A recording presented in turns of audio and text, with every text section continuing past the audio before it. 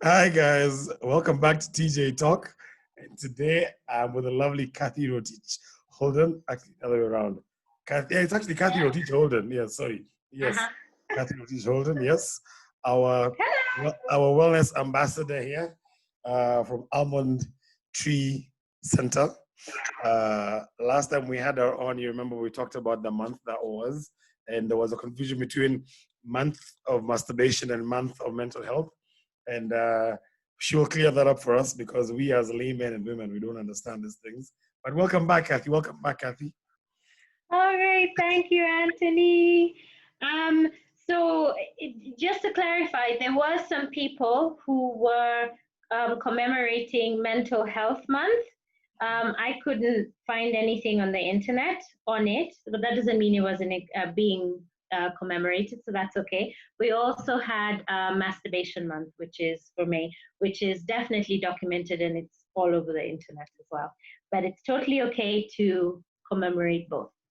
Now, the thing about it is this is not a one-time thing. It's not a one-night stand. Although we're talking about intimacy and things, it's a long-term Mhm. relationship, and there's a month commemorating everything. So we shall get to mental health as well, and we shall Mhm. discuss it at length. So Mhm. yes, for those out there who are worried about, no, we're going to get there, but one step at a time.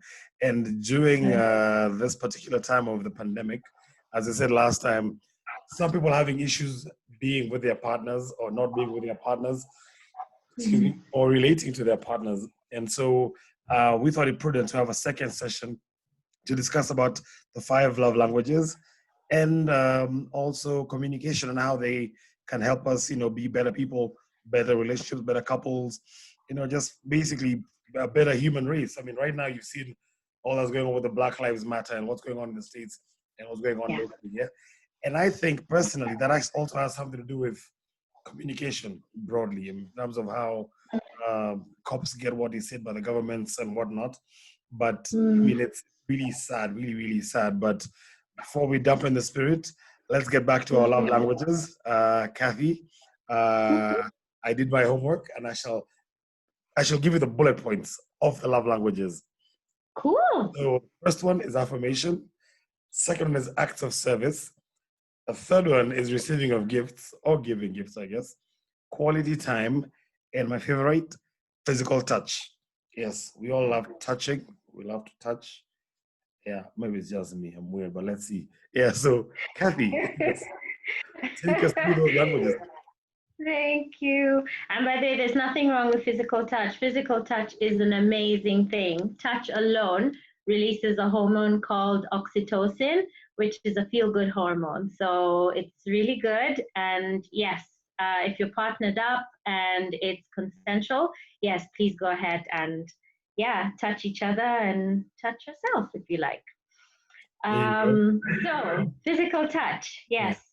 So this can be through whether it's sensual massages, it could be sex, it could be touching different parts of the body. Physical touch is the way that some people like to be loved or shown that they're loved is those kind of actions. So it could even be a pat on the shoulder to say, oh, well done, rubbing of the back, squeezing of the bum cheek, for example. That's physical touch. But some people appreciate that, and that's okay. Okay, cool, Yeah. cool, cool. So, second one, let's do acts of service. Mhm. So, acts of service is where you do things for your partner Yeah. to show them that you appreciate them and that you love them. And it's one of the love languages. So, it could be doing things like the household chores, it could be taking you somewhere or driving you somewhere. Basically, it's the act of actually serving you Okay. and doing things for you. Uh-huh. Um, Yes. And then another one Uh-huh. is quality time. Mhm. Um, Quality time is where your partner spends actual time with you, and that's gold to you. Mhm. So whether it's taking you shopping or taking you for a walk, going somewhere and doing something with you, that's for example, even making a coffee that can be seen as an act of service. It can be something that's repeated or mundane, but that is something that some people like to be shown that that their partner loves them. Okay. So we covered those. Gifting. Yeah. Gifts are also a way that some people like to be loved. And so this can be buying, the smallest thing to the biggest thing. It could be, in this case, it could be buying you a coffee and giving it to you as a gift. So, or buying you coffee beans and giving that to you as a gift. So those are some of the gifts that people can give to each other to show that they love each other. And I think we're missing one, aren't we? Affirmation. Affirmations, right. And affirmations are words that you can tell your partner or say to your partner. So, for example, thank you, or you're brilliant, you're beautiful, you're amazing. And it's these kind of statements that affirm to you that your partner loves you. So those are essentially the 5 love languages. Okay, and I've got a question. So can we have a combination of 2 or more of these? Because quality time, of course, everybody wants to spend time with their partner, but sometimes you would like to also incorporate the physical touch. So like for example, for me, so I want to spend quality time with my person, yes, but I also want to touch them and be touched. So is it possible to have more than one of those together? And then the second question is on the gifting one. But let's first do with the first, then we'll go to the second one on the gifting. Okay, and that's a great question. So when these 5 love languages came out, there was a primary language and a secondary language. So you can have a primary love language and then a secondary one. So you can combine the 2. I have read elsewhere that you can have a third one. But yes, so it is possible to have a combination. There's always, just like, for example, you using your left and your right hand, let's say you're right-handed, you will prefer to write with your right hand, so you'll prefer to be loved in a specific way, but you can write with your left hand, so there is a secondary side of it where you can prefer to be loved in the second way and use your left hand to write, if you see what I mean. Yeah, I get you. You can try to be, both. Yes, this is what you're used to, but then again, you can use this other one. Yeah. Okay, cool. And then the other thing I was going to ask is, how do you tell which is your partner's love language? Or even how do you even know your own love language? Because most folks, this is not stuff that we're taught anywhere. It's just stuff that you see in the movies, you see, from the romantic movies, and you think, oh, that's so cute. Oh, that's stuff from elsewhere. Yeah, some of our folks, I'm not saying my folks, I'm just saying some folks never held hands, never kissed in front of their kids. So we as a generation have an issue of trying to figure out what is the love language that I won't say appeal to, that I get with, like my folks held hands, my folks kissed in front of us. So, how do you pick on what your love language is? Yeah, that's a really good one. And before this, as we were getting prepared to record this session, I just did a little search online and I found a 5 love language quiz that you can take as a teenager, that you can take as a couple jointly, that you can take as somebody who is not coupled up. So what I will do is I will share that with you so that you can share it with everybody else, maybe in the link. Yeah, definitely. Another way is talking, communicating with your partner. I know it may seem like it's not rocket science. However, some of the times we don't communicate with our partners. We assume. Yeah. So they, we do something, and I think I was reading this somewhere where there was a husband and wife, and the husband went out and did the laundry for the wife. Yeah. And then the wife got upset with him, where he was thinking, well, she will like this act of service. Yeah. What she wanted him to do was to say, you know what, I love you, honey. I'm going to do the laundry for you. So for her, it was more about words of affirmation rather than the acts of service. Same thing for him. He was kind of thinking, well, in his mind, he was thinking, well, maybe if you could mow the lawn for me, that would be really great. rather than buying me a lawnmower, for example. So sometimes these messages get kind of crossed, and we have misunderstandings sometimes when we're trying to understand each other.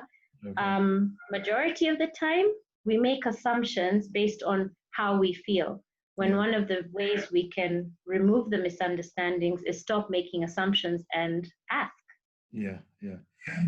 And you likened the coffee example within the act, within the love languages. So this is a breakdown to make it simpler for some of us who don't get the complex bits of it. So how would we translate that? Because we as men, we normally say we don't like assuming anything.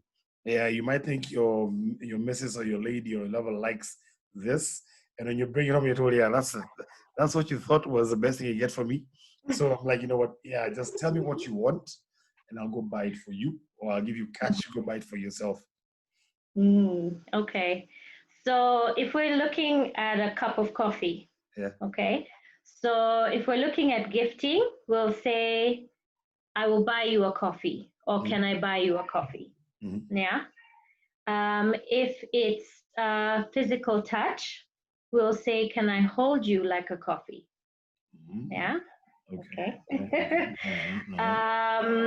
Then acts of service, can I make you a coffee? Okay. Affirmations. Affirmations. Yeah. Affirmations, we could say, you smell as lovely as a coffee. Nice. Okay. And then I think there was one more. Those gifts, affirmation, touch. That's physical touch. That's I'll hold you like a coffee. Okay, hold you like a coffee. Quality time, gifts, acts of service, and affirmation. Yeah. I think we covered all of them. Yeah, we have covered all of them. Yeah. I always forget one. Always. Yeah, always. No, that's cool. That's cool. So, how can we get this communication bit sorted with these love languages? Yeah. Well, okay. So the first thing that we can do is, if we're completely stuck and we don't know where to start by figuring out how you love yourself. And I think this is really important, because we spend our lives going or looking or searching for love from other people without figuring out how we love ourselves and if we actually love ourselves. Because remember, we can be our harshest critics. Okay, we'll be the ones who look in the mirror and say, gosh, you have a double chin, or gosh, you have, like, your skin is like fading, or gosh, you don't look really nice today. However, when in terms of complimenting other people, it's easier than complimenting ourselves. So let's start by loving ourselves first. So if we look at the analogy of the coffee, think about how you would love to love yourself. Are you the kind of person who will stand in the mirror and be the biggest cheerleader to yourself, saying, yeah, I'm doing really well? And we've seen this in movies, right? They may have not said that these are love languages, but these are self-love languages. These are how people, kind of prepare themselves and motivate themselves in the morning, and it's how they love themselves. And then from there, we can have a conversation with our partners or with our significant others or with people that we kind of fancy and we want to get to know. And we can ask them, what's your love language? Mine is. Okay. And then talk about your love language and what you prefer. And you can talk about your primary one. You can also talk about your secondary one, and then go out of your way to try and find out what this other person likes too. But remember, it all starts from here. So you have to start doing it yourself. Learn to love yourself first before expecting other people to love you. Okay, cool. And then on that note of self-love, can you learn, or rather get used to a different love language, for example? Because, most of us are stuck in one way, one love language. So, I mean, how do you see, for example, your person is quality time, your affirmation, your two different wavelengths. So how do you now try and find a connection in between, to make sure that both of you are on the same page? I think the beauty here is that there is already a connection because one of it is attached to yourself and one of it is how you prefer to be loved by another person. So for example, I can be my biggest cheerleader in the morning where I'm like, yeah, Cathy, you can do this. You are brilliant. You're amazing.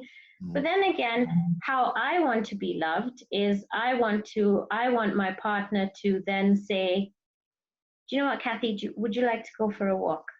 Would you like to go and do some shopping? Because quality time for me is more important than affirmations. I don't mind the thank yous. In fact, I love the thank yous. I love the I love yous. Those are all amazing things. Yeah. But the big thing is for me is the quality time. So there is a connection there and you can have that connection. So being stuck in between, I don't really see that as a major kind of issue with this. Okay. But it's something that you can do. You can find the connection because the connection is you. Okay, cool. Well, that statement you said earlier on, because if you don't love yourself, how can somebody else love you? Well, people have got issues though with themselves, so it'd be a bit difficult for them to see that somebody actually loves them, So, how do you get somebody to overcome that little bit of, with this current state of affairs, there's a lot of self-doubt, would be it from jobs to food to what we look like. How would you help somebody, or how would you tackle that bit of getting someone, communicating a bit of, no, you're actually a really hot chick, or, then there's this, that, and the other thing that's good about you. And how do you now get that person, out of their shell, so to speak? I think one of the best things, and this is in line with communication, is active listening. And I think it's really important because a lot of us are listening to other people to respond. Before that person has even finished speaking, we are already thinking, right, what are we going to say? We're going to say, no, that's definitely not the case. Or, yes, I totally agree with you. And because you're already kind of, it's kind of like a pre-planned conversation. And what happens there is a lot gets lost in translation because you're no longer listening to that person. You're just listening to enable yourself to have a response. And I remember that I experienced a lot of this, working in corporate, where you're attentively listening in a meeting because you're so worried that your boss or somebody is going to call upon you and say, Cathy, do you have any thoughts? So you're always like, your mind is constantly racing. And in relationships, the danger of doing that is that a lot of things can get lost in translation. Because remember, we all have pasts. We all have things that have happened to us. We have things that we are insecure about. We have things that we may not feel comfortable sharing straight away. Some of us have shame. Some of us have guilt, stress, anxiety, worrying about the future. And some of these things, if we really think about it, how much can we actually control? And this is where, for me, the serenity prayer is a very, very big thing in my life and also in terms of what I do with clients, because our anxiety and our stress is one of the reasons why we have anxiety and stress. And this is just one of the reasons, is because we're trying to control the future. We're trying to have some form of control. It's like almost like stepping out of your house in a t-shirt and shorts and flip-flops and saying, I hope it doesn't rain. I don't want it to rain. How much can we control the weather? If it decides to pour down, we can't do anything. And what the serenity prayer does is it allows you to focus on the things that you can control and things that you can control, and knowing and having the wisdom between the two, because it's good to know what you can and can't control, but knowing what you can and can't control is really important. So if we focus on that, then we will move away from worrying and stressing about things that we can't control, and focus on what we can, which is our thoughts, our feelings, our reactions, and of course the consequences of anything that we react to, our feelings and our thoughts. So if we have that frame of mind, it makes life that little bit easier, where we're going out there and we're kind of thinking, okay, what can we control? So in a relationship here, We can't control how our partner acts. Mm-hmm. We can't control how they think. We can control how we think. So if, for example, your partner is upset, I don't know, for whatever reason, they're upset.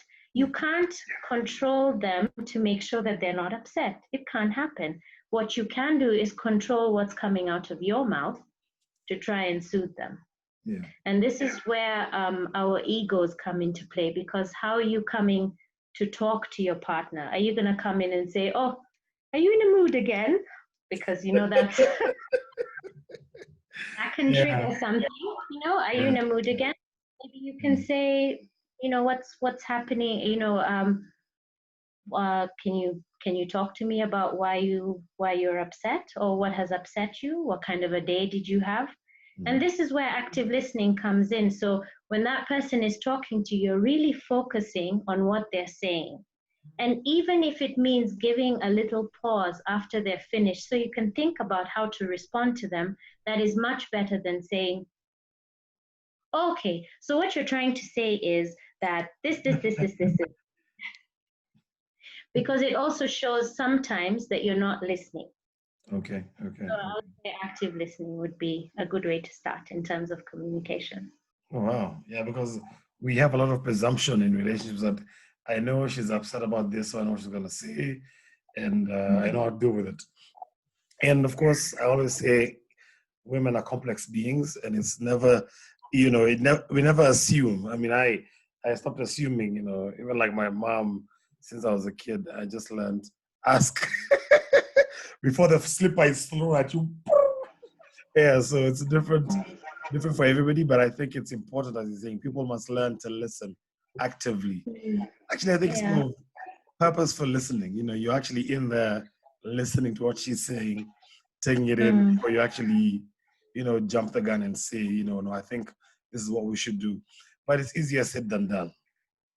Mm-hmm. Yeah. And more so in our society where we have, I wouldn't say that the man is always right, but we're a very male-dominated society. So half the time, even men, we're not supposed to show, weakness or any tendency of, and some people I know, even showing affection is a problem. So I think it's going to be, it's one of those things that I think we need to work on slowly, but we need to do it together with our partners. Yeah. And this is one, because I was interested, I was listening to this very interesting podcast the other day, or was it a podcast? No, I think it was a TED Talk. And it was a really good way of how, when there are disagreements between couples, so this therapist gave 3 ways that you can start or stop an argument from continuing. And the first thing that she spoke about is anything but anger. So I think if we look at that, anything but anger, one of the things that we do, especially in conflict or when we're having arguments, like not everything needs to be an argument. You can have a discussion. You can also agree to disagree. Why we argue is because all of a sudden when we're in anger, we say things in anger, and both our walls are up this way. Yeah. And through those walls, nothing is going to come through. So any love, any affection, any kind of care, that's all going to be blocked. Okay. But if we focus on anything but anger, so instead of shouting or being angry with your partner, you can say, I feel hurt. Or I am disappointed. I feel sad. You know what that does? It brings the wall down. Yes, it's a point of where you're showing vulnerability, but it brings the wall down because you're no longer fighting. You're now, by saying that I feel hurt, you're opening up that channel of communication to say, okay, I didn't realize you were hurt or you feel hurt. What was it that hurt you? What did I say that hurt you? Because when you're shouting in anger, nobody is going to be able to stop and say, okay, why are you so angry? Why are you so hurt? Because the anger is there to shoo people away, not to bring them closer. It doesn't open up a conversation. So anything but anger. And this is something that we can all try. Well, Mine usually just to keep quiet before you say something that you regret. So I always, take a moment, breathe in, breathe out, literally Yeah. just go mum for a bit and then eventually say, yeah, this, that, or the other. And I do this, Yeah. even with my kids, because as you're saying, sometimes in anger, you say something and you can't unsay those things. So it's always Yeah. better to have that form of, communication, or, even with yourself, you're like, okay, so how do we deal with Mhm. this current Yeah. situation? Yeah, yeah, yeah. And Well, that's okay. And mhm, you know what? By focusing on the active listening, when that person is kind of really riled up and they're just talking and talking, and sometimes they may be talking at you because they're in anger, what you can do, and this is the second part of it, of what this TED talk was saying, is that you raise the bar. So instead of you shouting back in anger, you change your behavior. So when you're doing anything but anger, mhm, you will then be asking that person, what is it that made you so upset? okay. What else are you feeling apart from anger? You're raising the bar because you're no longer um, trying to fight with this person or argue with this person. What you're doing is you're trying to be the bigger person. Yeah. And sometimes that can be difficult because remember, when we're angry, our egos are like this. We want to show who's right, who's wrong. And in a relationship, it's not necessarily who's right, who's wrong, it's what works. True, true, true. So focusing on raising the bar and changing your behavior, because if you notice when two people are arguing and one person stops arguing and starts listening, the other person's tone reduces. And you get Okay. that a lot even in a social setting. Yeah. If all of a sudden somebody is talking really loudly and then lowers their voice, what do people automatically do? Move in closer to listen to Ah, that person. yeah. So what you're doing is you're changing your behavior to get other people to change theirs. Oh, And no. you can do this in a relationship. Wow. Okay. Yeah. Okay. And Yeah. the third bit That's good. is you can follow that up with, I would love it if you would statements. Okay. Tell us about those. So here is where, and you have to use this in a positive way. Okay. So you would say, I would love it if you would spend more time with me. Mhm. I would love it if you would compliment me more or say thank you more often.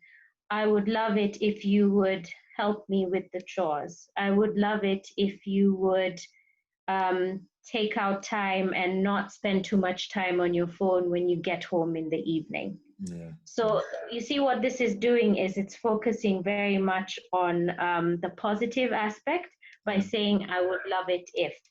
Okay. So Okay. you and please don't use and this was quite funny because you can't use I would love it if you would stop being an asshole because that's not using the that I would love it Yeah. statement. Positively. Yeah. Yeah. Yeah. So Yeah. if we focus on in a conflict, anything but anger, Mm-hmm. raising the bar, Mm-hmm. and I would love it if you would statements, Uh-huh. this can enhance communication. It takes some time and it Yeah. takes some practice, but these three things can really help. Okay. So on those three bits, I've got some friends of mine who are actually, some are married, some are not married, some are dating. And there's always the same question where one person thinks that they have issues, the other person doesn't. And the person with the issues or the person who is, say, the guilty party wants them to maybe go see a counselor or be a marriage counselor, or just a Yeah. therapist just to talk it out as a third party who is not vested in anything that they're doing in the relationship. So the question is, I've been asked by, how do you manage to get the other person to come on board? Like, if it's a lady who feels, no, the dude, let's go for counseling or vice versa, and the person Mhm. who is being asked is being very, negative or against it, how do you manage Mm. to put that person? How do you communicate that to them that this is actually for the good of the relationship? Mm. It's interesting how you said that because I can definitely relate to this in practice because one of the things that happens a lot of the time is what you've described. You know, like there's something wrong with you, you go and see a counselor. Yeah. The thing is, there are things that the other person is probably doing that they may not even notice themselves. They may not want to admit to themselves. Yeah. I think the first stage would be for one party to go into therapy. Because you see, what happens with therapy is a lot of the time what you sometimes you're not very aware of how your behavior is viewed by another person. A therapist can help you determine that. Okay. What happens then is you become more self-aware. Mhm. Your behavior then changes.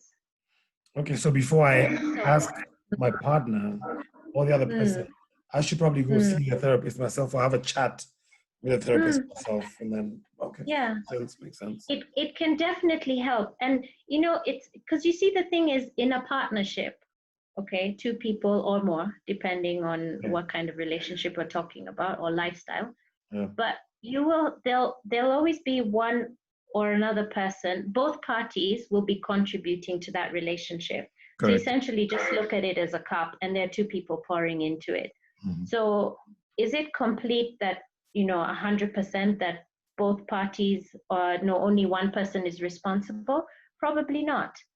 One of the things that I have found is that a lot of couples will go through very stressful times or turmoil in their relationship and seek help when it's almost right at the end, you know, when there's as a point where you're not speaking to each other, you're not talking to each other, and maybe this has been happening for years.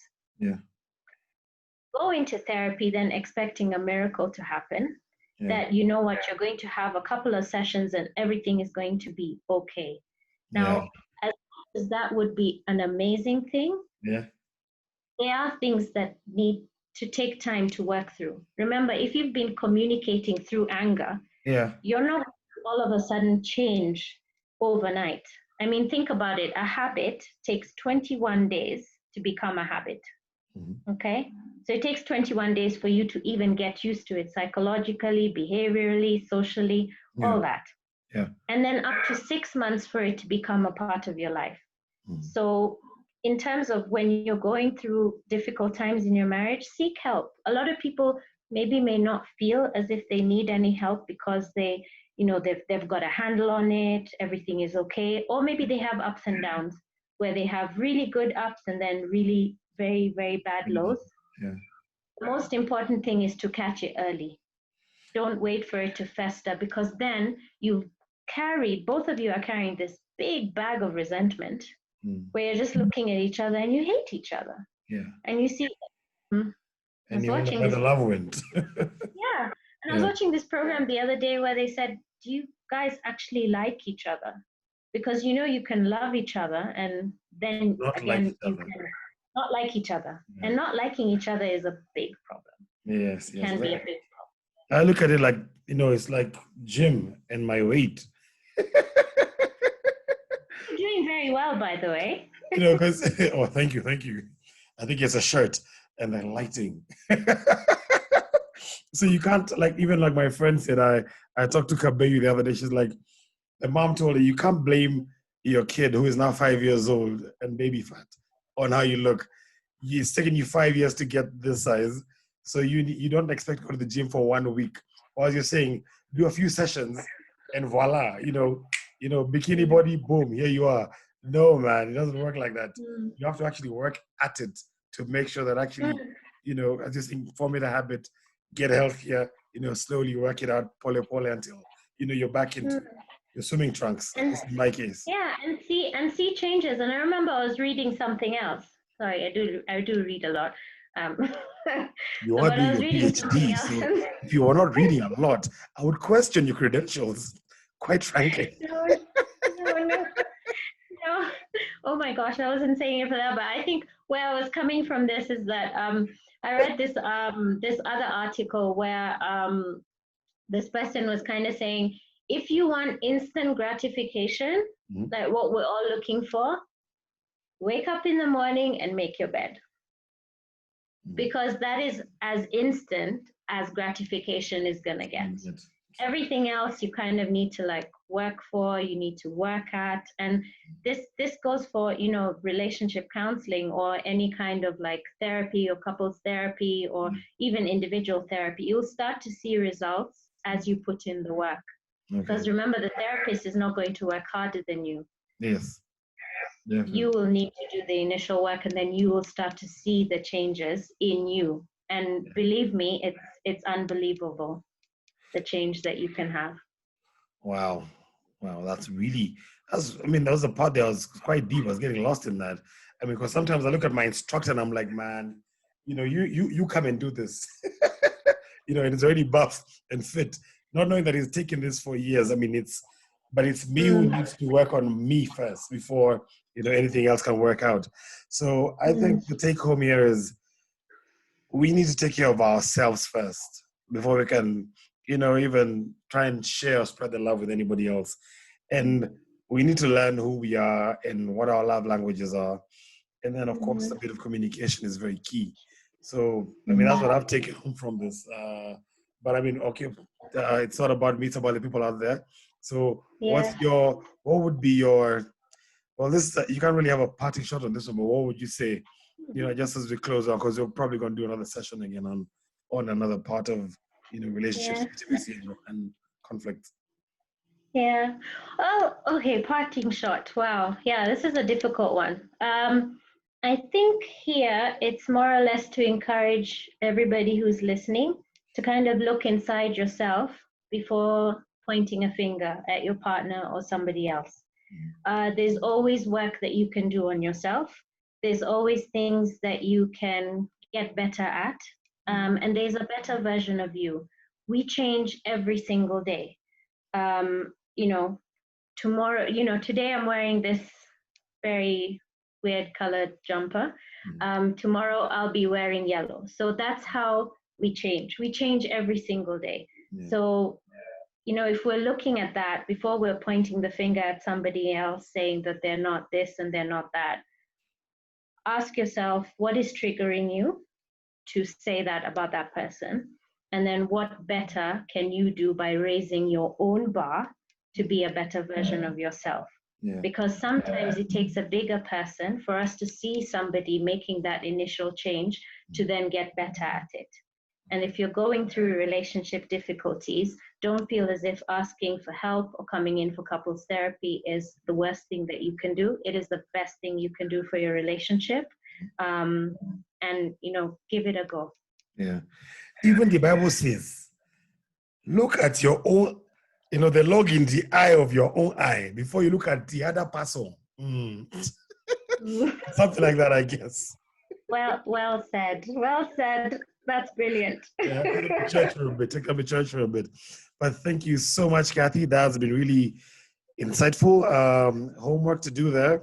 There's the links which you shall share, which I shall also put on the links as we share this. And guys, I want to encourage you. There's a lot of stuff that we want to talk about on this, but we also need your feedback and your questions or your direction in terms of what you'd like us to discuss. So we will put it out there for you. And please feel free to just get back to us. If you're not comfortable getting back to me, because you know me, we'll get you an email address from Cathy's side, and you can send your questions that way, and then we can probably compile those and talk about them as we move along. But thank you very much for watching. Don't forget to subscribe. Check out Almond Tree Wellness Center. Ah, man, that's a mouthful. ATWC. Yes. And we'll catch you next time. Thank you for tuning in. Ciao. Okay. Have a lovely night. Thank you. Bye. Bye.